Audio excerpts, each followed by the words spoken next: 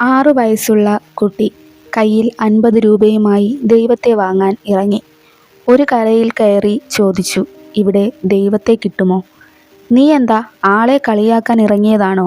എന്തോ തട്ടിപ്പാണ് എന്ന് കരുതി അയാൾ ആ പയ്യനെ ഇറക്കിവിട്ടു. കുട്ടി അടുത്ത കടയിൽ ചെന്നു.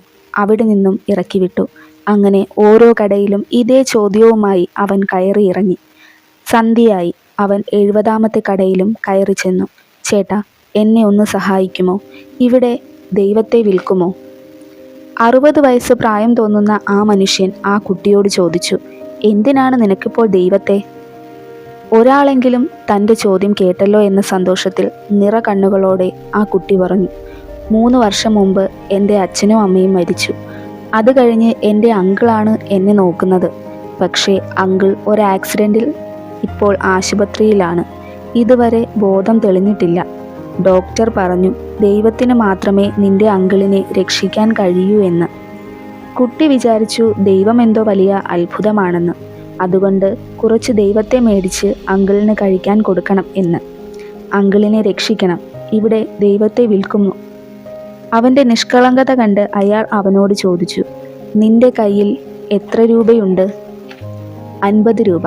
അവൻ പറഞ്ഞു, ദൈവത്തിന് കൃത്യം ആ വിലയേ വരൂ. ഇത് പറഞ്ഞ് ഒരു ചെറിയ കുപ്പിയിൽ ഒരൽപ്പം തേൻ അയാൾ ആ കുട്ടിക്ക് നൽകി. ഇതാണ് ദൈവം. ഇത് നിന്റെ അങ്കിളിന് കൊടുക്കണം. കുട്ടിയുടെ കണ്ണു നിറഞ്ഞു. അവന് ഒരുപാട് സന്തോഷമായി. ആ ചെറിയ കുപ്പിയും കയ്യിൽ പിടിച്ച് അവൻ ആശുപത്രിയിലേക്ക് ഓടി. അവിടെ എത്തി സന്തോഷത്തോടെ വിളിച്ചു കൂവി, ഇതാ ഞാൻ ദൈവത്തെ കൊണ്ടുവന്നു. എൻ്റെ അങ്കിൾ ഇനി രക്ഷപ്പെടും. പിറ്റേ ദിവസം ഒരു വലിയ മെഡിക്കൽ ടീം ആ ആശുപത്രിയിൽ എത്തി. അവർ ആ മനുഷ്യൻ്റെ ചികിത്സ ഏറ്റെടുത്തു. മണിക്കൂറുകൾക്കകം അയാൾ ജീവിതത്തിലേക്ക് തിരിച്ചു വന്നു.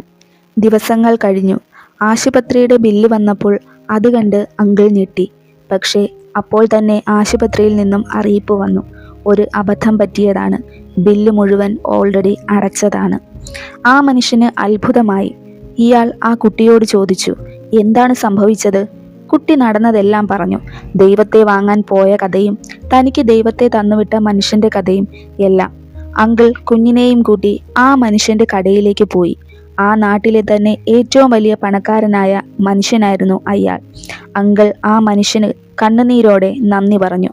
ആ വൃദ്ധനായ മനുഷ്യൻ പറഞ്ഞു, എനിക്കല്ല നന്ദി പറയേണ്ടത്. ഞാനല്ല നിങ്ങളെ രക്ഷിച്ചത്.